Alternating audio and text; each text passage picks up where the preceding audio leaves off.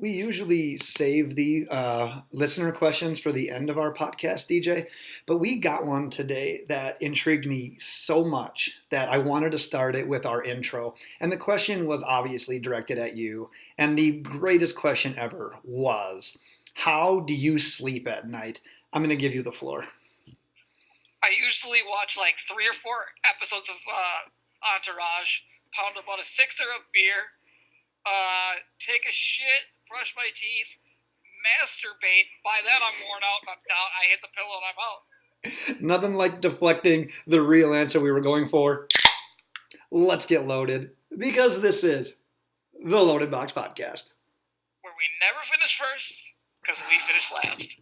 Oh, DJ, welcome. First and foremost, welcome back to the Loaded Box Podcast. It was a hell of an NFL week one.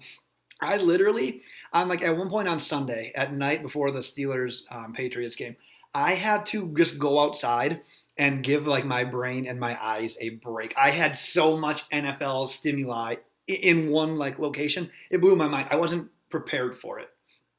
I didn't even think about going outside because when that one game went into overtime and it literally just seeped into the Sunday night game, I was the happiest I've ever been. I didn't even have to think about getting up to help my child get ready for bed. It was just like, oh shit, Aubrey, football is still on and it's starting at the same time. Sorry, can't help it, I'm still working. I used to love that little break between the last 3 p.m. game and the Sunday night game. That doesn't exist anymore. It hardly does. So I gotta say about something else. I'm gonna go off topic because we're the Loaded Box Podcast at the same time. The beer got me again. The name of the beer was Extra Special Amber Ale. I mean, if you just put Extra Special or Limited Edition or something like that, I'm gonna buy it. They got me again. I totally forgot what you were talking about, but yes, DJ is admittedly a sucker for beers with names that have like great marketing schemes. So you just got again? I can't not do it. I look at it, I'm like, Extra Special. Oh my gosh. I'm all in. And then also, before we get into our Week 2 NFL fantasy preview, which what we're here to do, I got to give a little bit of a backstory to that intro because DJ has been on just an absolute heater, betting college football games, making a bunch of money. And we're going to obviously talk about this some more during our gambling podcast later this week that previews Week 2. But dude, you lost all of that money you made and maybe then some, and someone was really mad at you. He wasn't happy with me. So we may or may not have a special guest appearance to break that one down on the next podcast. So make sure you check that out. But in this episode, like I said, it's our Week 2 fantasy football preview. We're talking daily fantasy stacks, bargains, must-use guys, general advice for DFS, for fantasy football. Besides the listener question that we opened the podcast with, we have a couple more that we'll end the episode with. But DJ, let's kick it off right away. We're talking daily fantasy guys. Let's start at the quarterback position. And you said you're going bargain guys again this week? Bargain all day, every day. Who is your best bargain play at quarterback this week? So I saw this one and I was shocked that he was this low. Derek Carr, although not the greatest quarterback in the league, put up a solid game last night. He's coming in at $6,600. He is playing against a Chiefs defense who is just terrible. Like, the Jaguars were, like, Gardner Minshew, when he came in, was picking that defensive backfield apart.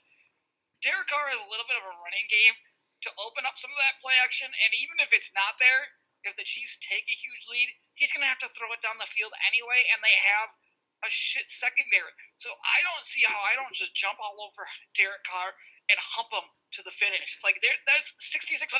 I'm plugging him in already right now. So you tell me this before the Monday night game, and I say, let's tread lightly on that because Derek Carr just lost the guy he wanted to play with all offseason in Antonio Brown. Obviously, they took the ball right away, first drive, touchdown Tyrell Williams. He was not like outstanding stats, but that's a pretty decent Denver Broncos defense. But here's the thing and why I like your pick. Kansas City proved last week that they're going to score like 30 to 40 points against everyone. If they're doing that against the Jaguars, they're going to do that against probably every single team they play. That means every other team is going to have to throw the hell out of the ball to compete with them. So even if Derek Carr doesn't light it up, doesn't have an awesome completion percentage, the dude is still going to rack up yards. He's likely going to rack up touchdowns. You might even get a few garbage touchdowns at the end. He's probably in store for a hell of a day. And when you look at how expensive some of the quarterbacks are, $6,600, you're going to get some studs at running back and wide receiver. And I didn't even mention how I gave everybody the best bargain picks probably ever last week because I used every single one of my bargain picks along with some other players. Christian McCaffrey helped me a little bit. I finished in that $1 million Sunday league where they have millions of people in it. I finished probably in the top 100,000. I only won like $16, but you know how hard it is? You know how hard it is to win money in those? Oh, yeah. Dude, I looked back at our picks. We were both, let's put it this way. Our daily fantasy guys were like 100% spot on compared to our gambling picks. I mean, Mark Ingram was maybe the best pick I've ever made. I was 20 yards off of like nailing his exact prediction. And man, if they weren't out to try to prove a point that Lamar Jackson's a quarterback, Mark Ingram would have ran for 209,000 yards and 80 touchdowns. I can't wait for Lamar Jackson to be like trash the rest of the season and everybody to be so confused on what's happening and not realize they played the Dolphins in week 1. Well, let's go right into that because I'm going to get to my stack of the week. That's what I provide you with in this one. But I do want your thoughts on a couple of other quarterbacks. And one of them is Lamar Jackson. He bounced all the way up to $8,200. He's playing the Cardinals. He is the third most expensive quarterback this week alone. 34 points last week. Didn't even play the fourth quarter. And if you look at what Arizona gave up last week, that was the overtime game against the Lions. Stafford scored 28. So is any way Lamar Jackson lives up to $8,200? No, because number one, Stafford is a better quarterback than Lamar Jackson. Correct. He's got more weapons than Lamar Jackson. I think the offense is overall better than Lamar Jackson's. Than Lamar Jackson's. I think Arizona's defense, they were flying around a little bit. I think they're going to make Lamar Jackson look kind of like Kyler Murray looked in the first basically 3 quarters of the game against Lions. Lamar Jackson's going to look like that. Everybody's going to be like, oh, why is he playing like this? It's because I fucking told you he's not a good quarterback. I'm the one who said, of all the people in the world, I don't like Lamar Jackson. I said, play everybody on that Baltimore offense, whatever. Everybody's going to have a good game. It's Miami. They're quitting. They are actually literally quitting. They're telling you that they're quitting. They're saying it out loud that they quit. They are quitting. It's actually all over the news that they are quitting. Yeah. Usually we say a team quits and we're just saying it. They're actually quitting. No, this is real life. Yeah, exactly. And why I like passing on Lamar Jackson as well, outside of all the reasons you just mentioned, people love what was hot the week before, and that was Lamar Jackson. He literally doubled his NFL career passing touchdowns in 3 quarters. People are going to be all over that. You can avoid it if he puts up a shit show, which he did multiple times passing the ball last year. You're going to be in such a great position using a bargain guy like Derek Carr or my stack of the week guy. DJ, are you ready for my stack of the week? I have a little stack too coming up. Can't wait. Well, here's the one that you're going to want to use. It is the LA Chargers stack of Phillip Rivers, Keenan Allen. Both on FanDuel are $7,700. They're inside a dome against Detroit. Look at this. Kyler Murray's second half against the Lions. What did they do? They went up-tempo. I think the heat got to the Lions. Week 1 rustiness showed up. Kyler Murray went from looking like a guy that everyone was like, oh my God, bust, to holy cow, this guy looks like a Hall of Fame quarterback. He hardly missed any passes. The offense was up tempo, led him back, was scoring touchdowns, got 2-point conversions, led him to overtime, led him to a field goal. I don't think that the Chargers are going to have to run that kind of game plan. I think they're going to be in more control, but I also don't see them blowing out the Lions and getting into this situation where Phillip Rivers isn't going to be a factor throughout the entire game.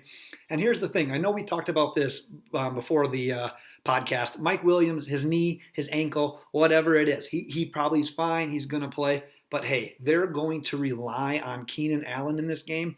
He had a pretty nice game week 1. I always feel like Keenan Allen is that guy that starts off the season so hot. And I feel like $7,700 isn't a bargain, but at the same time, it's not like an outrageous price tag on a wide receiver either. I like a few stacks this week, but my number one stack that I'm going with in most of my lineups is Phillip Rivers and Keenan Allen. What are your thoughts? I don't like how you talked about Kyler Murray because Kyler Murray is going to be a product of what you saw in the first half all year. Teams are going to just kind of lay back and do what they did in the second half like the Lions did. So, I mean, Kyler Murray is what he was in that first half, and you're going to see a good teams against him aren't going to allow him to do what he did against the Lions, who are a bad football team. That's just the fact of the matter. Who do they play? The Raiders? The Chargers? They play the Lions. They play the Lions. So, yeah, I mean, outside of the fact that they have Darius Slay, which might give you a little bit of trouble, I'd still probably favor Mike Williams. I can get behind that. I would rather take the guy that I know is 100% healthy right now. We're recording this Tuesday night. Injury report hasn't quite come out yet. So I'm going to play the safe card and go with Keenan Allen. And like I said, Keenan Allen, in my opinion, is a guy that just starts the season hot. He always comes out with a bang. Like, he is that guy. I mean, he's played like 2 years. No, that is the most inaccurate thing that you've ever said on this podcast, and you've been inaccurate a lot. Just ask intern Logan. No, you don't understand. He's actually played like 2 real years. I'm going to look that up because that's wrong as well. Okay. Give me your thoughts on this stack. It's not the stack that I would use, but give me your thoughts on this stack. Both of these players on FanDuel are $7,800. It's Tom Brady, who set the world on fire week 1 against the Steelers, and new teammate Antonio Brown at the quitting Miami Dolphins. Would you go out on a limb, maybe not even on a limb, would you go and use that stack right away his first week in New England?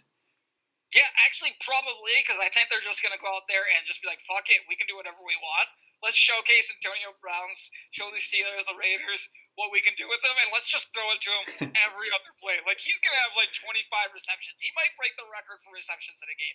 I'm not going to lie. When Philip Dorsett got his second touchdown on Sunday Night Football, the first thought that came to my head was, holy shit, Bill Belichick, that filthy animal, is trying to showcase Philip Dorsett to flip him for a draft pick, and then they're just going to bring in Antonio Brown, and away we go.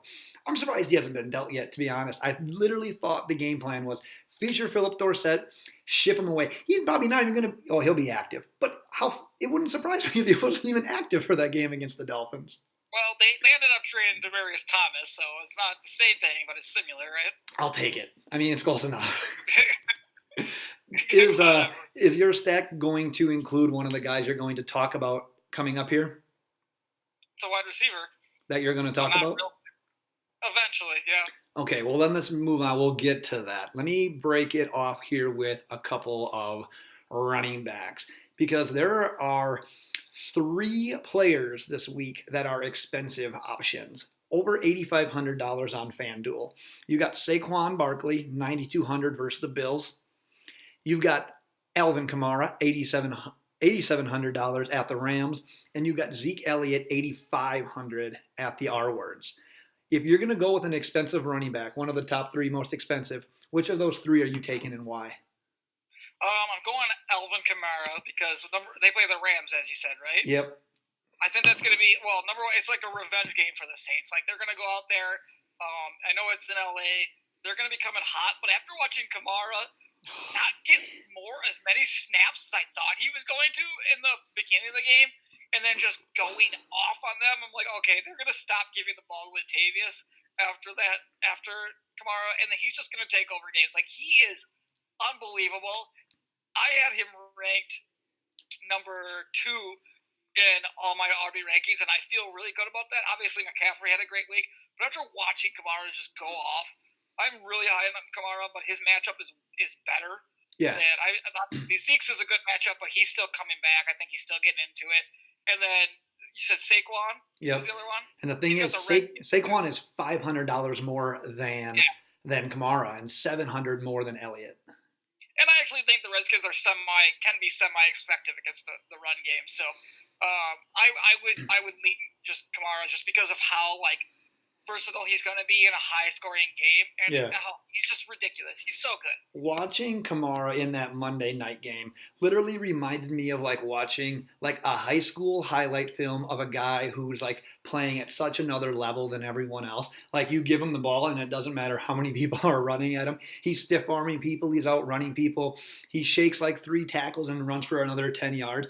I'm like, dude, this is the NFL. This is not supposed to happen. You're not supposed to be able to shake people that way. It was almost like a glitch in Madden watching that guy play. So I didn't know which route you were going to go on that, but I am 100% with you. Some people are down on Barkley just looking at the number of carries he had last week. What did he have, like 11 or 12? People were questioning how many times he was actually getting the ball.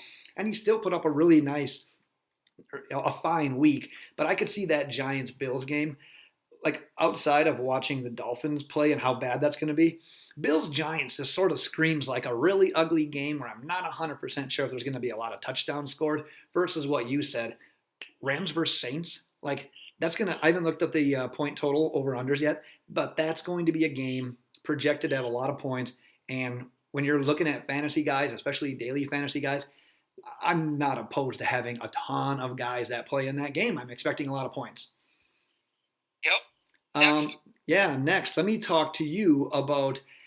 Let's go the other way with this. These are a couple of bargain guys, but also it's players that had a rough week 1, and I want you to tell me who's most likely to bounce back in week 2. You got Sony Michel at the Miami Dolphins. You got your boy Aaron Jones versus the Minnesota Vikings, or James Conner, who's the most expensive of the 3, the only one that's not really a bargain, at home against the Seattle Seahawks. Which one of those 3 do you like most as a bounce back guy? First off, I just want to say that James Conner is ass, and I'm glad I didn't draft him in anything because I don't like him. I don't like it. I know it's a little drastic. Good, but he just looks slow, not agile. He just didn't look like he could make plays on his own. That's not a guy I want on my team, so he's not it.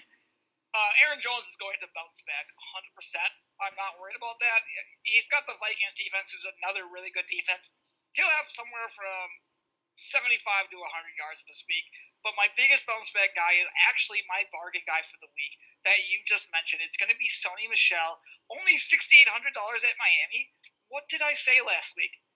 If you're playing a guy, if you have a guy going against Miami, throw him in your lineup. Like, they're going to feature him this week. He was 15 carries for only 14 yards against Pittsburgh. Pittsburgh is a really good defense. They honed in on the run, so you know what? Tom Brady made him pay and just threw a bunch of touchdowns. Yeah. This week they have, again, I've talked about it before the season started. They're playing against Miami, who was the worst run defense in the league last year. They're a terrible run defense clearly again this year. Ingram showed it. Everybody else on that team showed it. Yeah. Lamar Jackson didn't even have to run. Sony Michel is going to go for 115.7 yards and a touchdown and a half. Yeah, you're probably spot on. It's funny though because I think you said this in one of our podcasts last week. It was the fact that the Patriots and Bill Belichick, like they try to exploit matchups. That's what they do, and it just wasn't in the cards last week for Michel to be that guy. We saw a lot of Burkhead, we saw a lot of James White, and that was fine. Like Sony wasn't getting it done on the ground, but like you said, Steelers defense and Dolphins defense. Completely different subjects. Like, I don't know that Miami can possibly get run over the way they did last time. Like, you just have to think at some point this is the NFL. Like, a defense is still going to, like, show up. But, man, end of the day, Michel is still the most talented running back on that team. He's still the guy they're going to feature. He can make plays out of the backfield as a runner and a catcher. And, yeah, if I'm going with the bargain running back this week, I don't know that you can do much better than Sony Michel again. Like, that's just a matchup you have to try to exploit. And the only downside is a lot of people are probably going to feel the same way. Yeah, I mean, I don't think so. I think people are just going to kind of forget about it and put him in the shadows. Maybe if they're seeing 14 yards, maybe that isn't a bad idea. The problem with FanDuel is I think some people don't scroll down far enough. You'll find me scrolling down to like a 5,000, 4,000 just to make sure I'm not missing anything. Some people get just they see a guy and then they stop, and they usually don't get down to 6,800. You gotta keep scrolling. Oh yeah. Sony Michel's hype.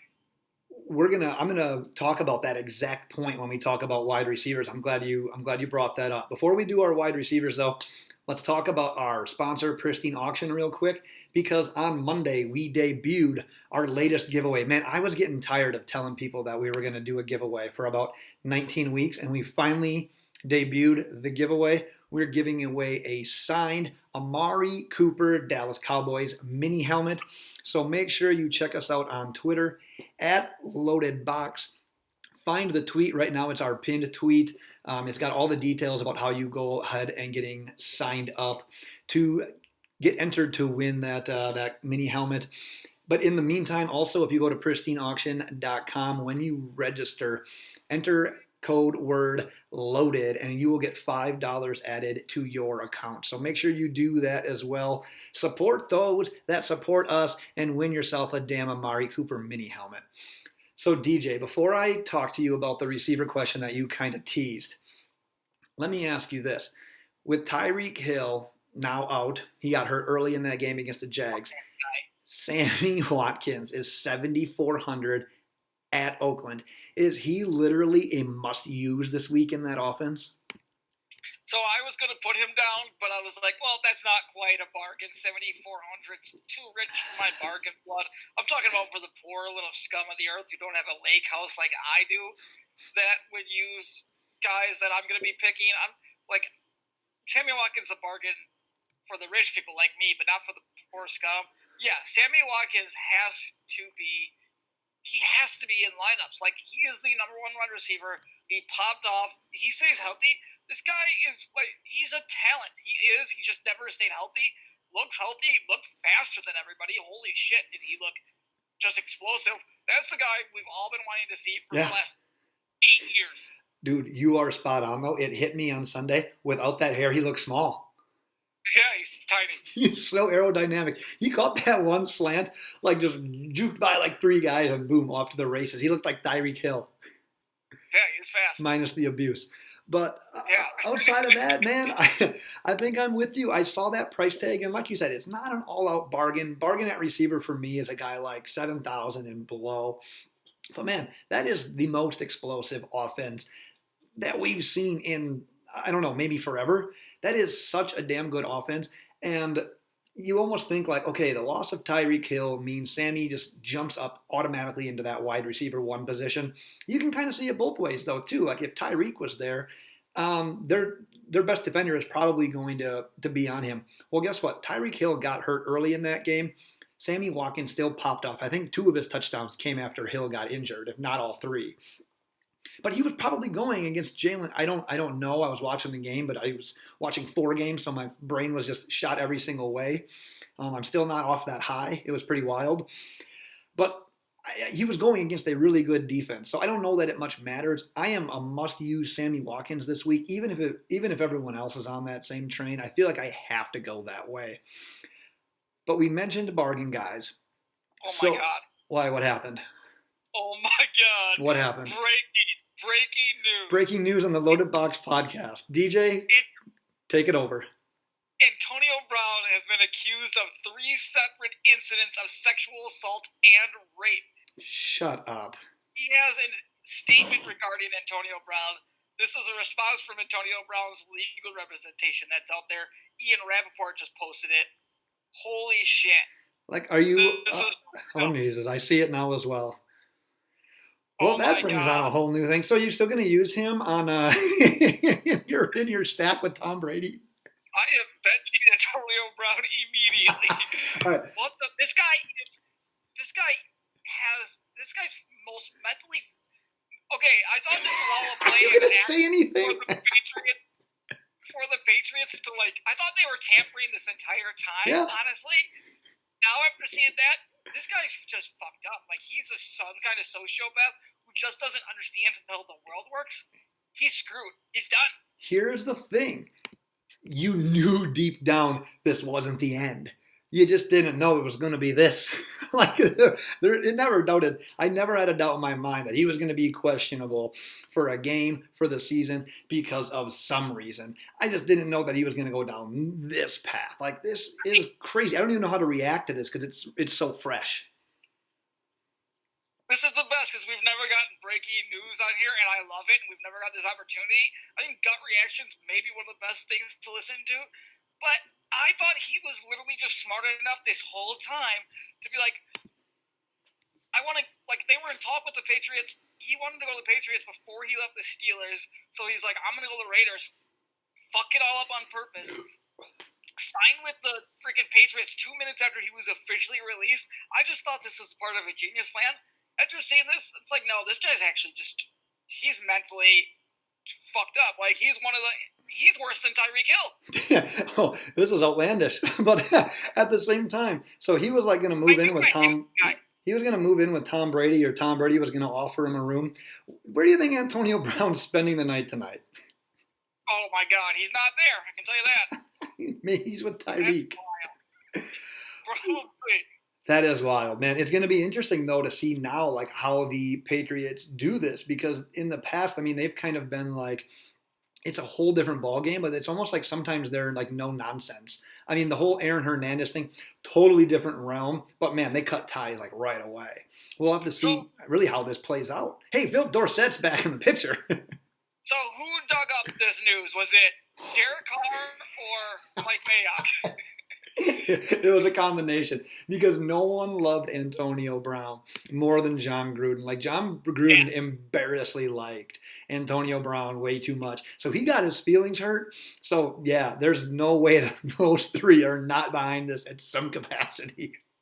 Yeah, that's ridiculous. So stay tuned to that, and we'll probably talk a little bit more about that in our gambling preview podcast later this week when we have a little bit more details. But DJ, the question that seems a little bit lesser now because of all that news that just broke is about bounce back receivers that are bargain plays. Because all three of these guys were a little less than what we expected, but now they're all under 7,000 on FanDuel this week. Your three options for biggest bounce back are Stephon Diggs at the Packers, or teammates, you can choose one of these guys, Brandon Cooks or Cooper Kupp. They play the Saints. I'm going to go with, it's not going to be Diggs. He's got the Packers' best defense in the league. So I'm going to go with Brandon Cooks. He's going to get targeted. Cooper Kupp's still working his way back from the ACL. Cooks is going to do his thing eventually. He just does, this is what he does everywhere. And they have, again, we talked about this, the Rams and the Saints. The Saints have a very bad secondary as well. Like, they can be thrown on. That's like where their biggest weakness is. They're good up front, I think, in the front seven, but in the secondary, they're pretty weak. Those young guys had a really good first year, but the last 2 years, last year and I think this year, they're getting exposed. I think Brandon Cooks, I was actually surprised he didn't kind of go off last week. Right. I think Brandon Cooks will have a huge week. Yeah, I didn't know which route you were going to go, but once again, we're going to pick the same player because Cooks is that fantasy player, though, where he kind of has like a quiet week, and then he'll bounce back and just go off for like 2 long scores. And he doesn't have like that many quiet weeks in a row, and with that matchup, he is I think if you're going for the boom play, you take Brandon Cooks. If you're going for the safe play, I think then you would take Cooper Kupp. So it's all about kind of what your team's makeup looks like. So I could get behind either of those picks, but I'm with you. I mean, we saw Diggs like have a no game. I mean, Thielen's the one that caught Cousins' only touchdown because Kirk Cousins threw the ball 10 times for less than 100 yards. So we're not going to see that again. Like, I don't think that it's feasible for an NFL quarterback in the year 2019 to throw the ball 10 times and have his team score 28 points. Like, it's not going to happen all that often. So I wouldn't get used to that. I wouldn't be benching Diggs. I wouldn't be benching Thielen in your normal fantasy leagues. But in that matchup against the Packers, where the Packers defense looks, like you say, top 15 good, if maybe not even in better, especially with how good that secondary has got. And now you've got Preston and Zadarius Smith both coming off the edge. They look like a very competent defense at this point. So yeah, let's kind of see how that plays out before you're using a guy like Diggs in daily fantasy. So yeah, either Rams guy, depending on how your team is set up. Do you have anything else you want to add to that? Can we talk about something that I didn't even realize until just now? Please. You know, I've been talking about how Jared Goff, I just don't know about him, and I don't think he's that good. Does anybody... I didn't realize how bad his stat line was. It was awful. He had a terrible game. He was 23 for 39 for 186 yards, a touchdown, and an interception. He had 4.8 yards average. Yeah, Kirk Cousins had more than that. Maybe. Oh, it was terrible. He did. He had like 9.7 or something like that. Yeah, Goff was bad. He was really bad. I didn't realize how bad he was. Here's the thing that can get brought up to a couple of different theories, though. It's like, all right, it's week one. They could be a little bit rusty. They got to get things going. You get that. You had what? How many touchdowns did the running backs get? 2 or 3 in that game? I know Malcolm Brown had 2 by himself. Yeah, so they were still scoring touchdowns. They just happened to be ones that happened by the running back. So, yeah, you could probably add like another touchdown or 2 to a stat line, and it wouldn't have been near as bad. But yeah, I mean, it's a little bit of a level of concern. I was kind of concerned both ways in that game because in a league I had Cam and Goff, and neither ended up really being a good option. Yeah, I think Cam was more a product of they just wanted to run it when they got by the end zone and didn't even want to let him run it in. Right. So, like, I mean, he didn't play great, but he could have put up a better stat line since they were on the 1 and we're used to seeing him run. Right. Goff's quarterback rating was 20. That's so bad. Yeah, that's not good. RG3's was better than that. Yeah, Jesus Christ. So you talked about scrolling down and finding some of those bargain wide receivers. And man, if you would have done that last week, you would have come across some gems because all of these guys were bargains. John Ross put up 31 points against the 49ers. John Brown put up 22 against the Giants. And, well, Michael Gallup put up 19 against the Redskins. And Hollywood Brown put up 29 points this last week. Of those 4 guys, who do you think has the best chance of repeating like a 20-plus point performance? 2 guys I'm not buying. Hollywood Brown, rookie wide receiver in a bad offense. They're going to be bad, trust me on this. And John Brown, wide receiver in a bad offense with Josh Allen and the Buffalo Bills. I'm not buying those guys. I don't remember the other one you said, but I'm going to jump right to Michael Gallup right now. I've been keeping my eye on him all offseason. I grabbed him in like 3 out of my 4 leagues. I'm not even kidding. I scooped him up a little bit late. I'm like, I think this guy looks like a really good wide receiver. There are some things I liked about him at the end of last year. Coach talk or Dak talk about him this year, but I didn't want to fall into it. He went for 7 catches. What the fuck is this bug? 7 catches for 158 yards. No touchdowns in which a game that everybody was scoring a touchdown. But this guy was putting on a fucking clinic. I immediately texted everybody I knew and said, Michael Gallup is an instant starter in every lineup I have from like now on. Like, I legitimately think he's that good. Like, Cooper's going to get the attention, and he is a beast. Gallup, he is Cooper. He is like, they have 2 Amari Coopers on the same team, just murdering guys. I'm actually worried about the Dallas Cowboys this year. Like, legitimately scared of them if the Packers have to play them come playoff time. This is a good defensive front. I know they were playing the Giants, but Dak was actually dropping dimes. I was actually impressed. I will pull back on some of the things that I've said about him. You better. Really good. He's got Ezekiel Elliott. That helps. I'm all in on Michael Gallup, $6,200. The Skins this week. That I can't believe he's that cheap. The thing, too, was Washington played the Eagles last week, and we saw Deshaun Jackson, who hadn't had a baller game in like a year and a half, 2 years, go off for some deep balls. He scored 2 touchdowns? Yes. Yeah, I think he scored 2. Alshon had a nice game. He found the end zone. And yeah, like you said, the Cowboys offense looks super complete with the 3 that we're used to. And now you can add in Michael Gallup. I think Randall Cobb even had a decent game if I remember right. I didn't see a ton of that game, but man, that offense looks legit. And Washington probably should have won that game at one point against the Eagles. I mean, they were up. I don't remember how much it was. They were up. They had a nice lead though. 1-0, I think. Yeah, they were just playing lights out, and obviously the defense failed them. And I could just see that being the deal again here with Dallas just kind of getting on a roll. They wear down. Zeke has a nice game. But yeah, getting to that point, Amari and Michael Gallup are going to obviously be the benefactors of that. And Gallup, at what his price is, he got 19 points last week. I'm pretty confident not too many people used him. And with how many expensive wide receivers there are, with how many sexy big-name wide receivers there are, Michael Gallup's still probably not going to be owned in that many lineups. So yeah, I can't hate on that pick. And here's the thing about Hollywood Brown. He had all of that production. I think it was like 12 snaps.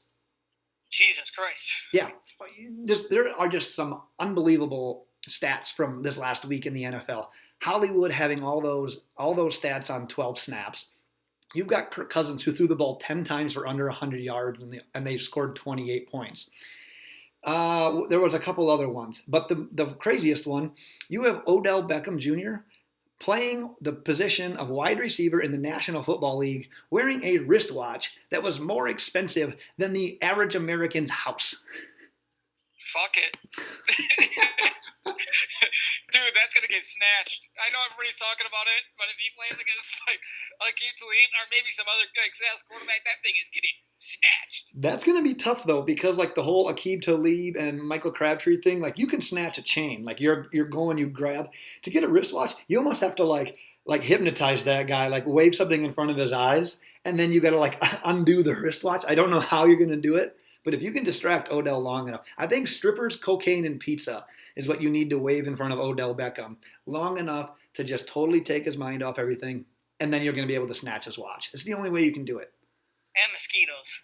And mosquitoes. In case you've missed our previous podcast, DJ has been podcasting outside. He's becoming one with nature, and he has been itchy every next morning after our podcast because you are just whipping around right now, just swatting shit.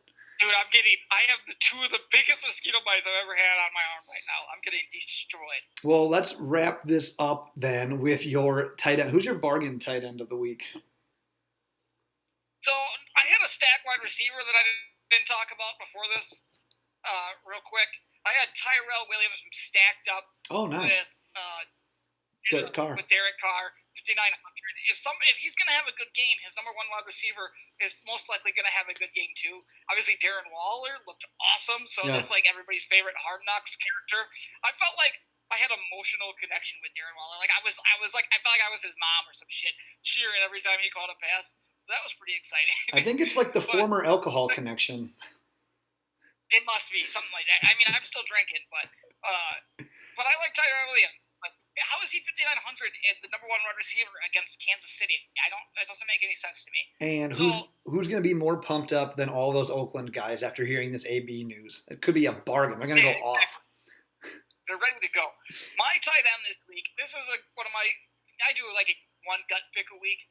Jimmy Graham, 5,400 versus the Vikings. Mark my words, he's going to go back-to-back weeks with a touchdown. You didn't see that last year with him. Aaron Rodgers I can already tell, is trusting him more and just giving him more opportunities. There was a time last week, after he went deep to MVS, and he just threw a little lob ball to Jimmy Graham, which he would not have done last year. He took a couple of deep shots down the middle to Jimmy Graham. One caused a pass interference against the Bears. That was a big play. That's right.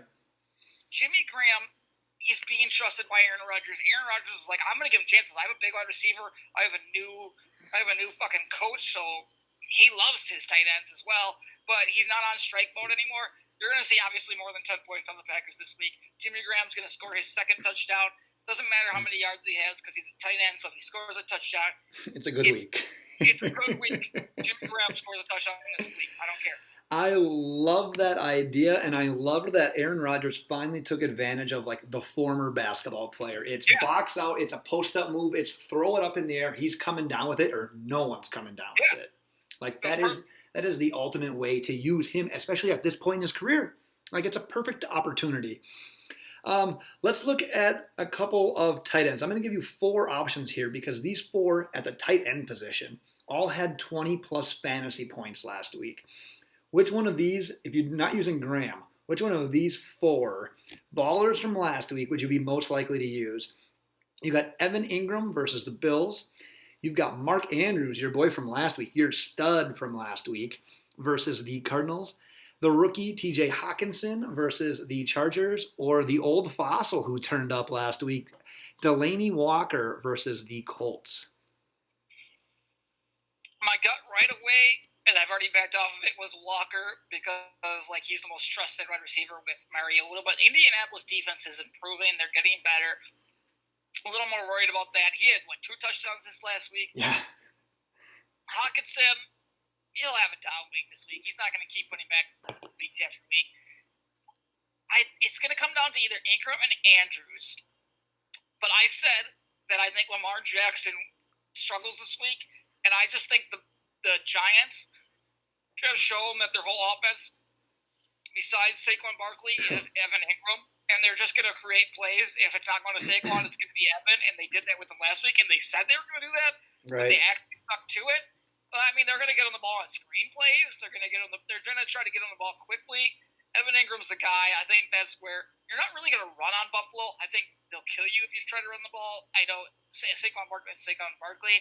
So they're going to have to feed Ingram the ball and get the ball to their hands quickly, because I think if he doesn't, Eli's going to be dead. And I believe I saw Sterling Shepard got put into concussion protocol.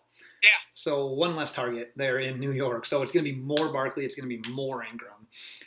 You touched a little bit on the person I would pick in this one. It's $6,000. I think I would go back with Hawkinson this week. I don't know that he puts up a huge week, but like you said, a tight end at that price scores a touchdown. It's probably a decent use. And yeah, if I'm using my stack of Keenan Allen and Phillip Rivers, like I said, I think they're going to be having a nice, like, efficient offensive day. I'm talking like 28 to 35 points that the Chargers score in this one. I think the Lions can kind of hang in there. I don't think they're going to win, but I think they can hang. They put up 21 to 24 points, meaning they're probably scoring 3 to 4 touchdowns. I don't rule out that Hawkinson could find the end zone again. They really like him. Obviously, they took him really early in the draft, but he looks solid. Like, I'm usually not a big believer in rookie tight ends, but man, they're targeting him. Stafford kind of already has this connection with him. I'm not opposed to going back to the rookie at that price. Why are you standing up? So I've been doing this thing lately where I stand more in an attempt, because I'm kind of like Delaney Walker's age. I get stiff. I get sore. Like, I have to move around a lot. So I've been standing more during the podcast. I don't like it. Does it freak you out? Yeah, you're making me nervous. Let's do our last 2 listener questions before we let you go inside and put on some Afterbite. Yeah. This one is a quarterback debate. In a standard league, you got Drew Brees or Dak Prescott. What way you going here? You can't even tell me who they're playing this week? You're supposed to be the one prep for this. I don't prep for this. Dak Prescott is playing the Washington racial slurs, and Drew Brees is playing. Can you give me like some of that like humming music, or do you have one last take on Antonio Brown? No. You're gonna make me just suffer this one up, huh? Okay, let me tell you then, because Drew Brees is playing the Rams. We went over this earlier. I can't believe neither of us remembered. Shit, that's tough. I'm gonna go with, just because it's a high-scoring game, and the more tendency to probably run it with the Cowboys this week, I think I'm going to go with Drew Brees. Close call, we have breaking news again. Oh, God, what now? My mom just texted me. Antonio Brown's been acquitted. New season of Shameless on Netflix. Oh, knock on wood if you're pumped. Oh, yes. Oh, I actually checked a few days ago just in case I missed it. But, hey, you know what I'm doing tonight? You know what I hate, though? It takes so long for those to come back on. I literally need to watch like the last episode of the other season. So tonight I won't even get to see a new episode. I'll have to like get caught up because I always forget what the hell happened. Thanks, Mom. Shout out to DJ's mom. All right, I'm going to go a different route on this one. I am going to take Prescott. What I'm scared about here is I'm maybe falling into that trap of what happened most recent. Like, there's no way Prescott puts up those numbers again. But at the end of the day, it's a divisional game. It's a game that you know the Cowboys want to win every time they play the R words. It's going to be a lot of Zeke. But, man, even when it's a lot of Zeke, Dak can still put up his numbers. I told you all offseason, Dak is a top 12, top 8 quarterback this year. It's going to continue again. I think they're both safe plays. I don't think you can go wrong with either. But I'm going to go opposite. I'm going to go Dak. And so that you can get back to itching your bugs, one more. Jarvis Landry, Monday night against the Jets. Or Mecole Hardman, now that we got old Tyreek Hill out. Who do you got in this one? I don't fuck with rookie wide receivers. I'm going Jarvis Landry. You're going to go... Like, you might have 1 or 2 good weeks, but I'm not going to be the one guessing at those 1 or 2 good weeks that happen. Jarvis, choose. So, Mecole plays the Raiders. And as we said, the Jets play the Bills. Oh, I'm sorry. The Jets play the Browns. Jesus, Ben. The Browns, who Jarvis Landry plays for, plays the Jets. There you go. I still sort of believe in that Jets defense, despite, dude, they were in total control of that game. We had that game won. That pisses me off. We'll talk more about that in our next podcast. But man, that defense looked legit. The Jets defense scored. They were shutting everyone down, and they just impaled. What's the word I'm looking for? They blew up. Like they were just terrible. They just them. Yep, there it is. So with that, I think this is more of a debate than you're putting it at, because I think they're going to try to see what they have a little bit in Mecole this week. I'm going to take the chance, because at the end of the day, if Landry even has a good game, what's a Jarvis Landry good game? Like 9 catches for 75 yards and a touchdown? Like Mecole could have like a Sammy Watkins type week. He could go off for 2 touchdowns and $150, and no one would be surprised. So I'm going to go with the big one here. Yeah, let's end it. As always, check us out on Twitter. Check out our website, loadedboxpodcast.com. Next episode, as we said, it'll be our week 2 game by game and against the spread picks. Check out that giveaway. Check us out on Twitter. Get signed up to win that Amari Cooper signed mini helmet. We're available on iTunes, Google Play, Spotify, and YouTube. Subscribe, rate, and review. And DJ, I'm ready for your quickest buy of all time. I'm looking forward to 40-degree weather. Bye.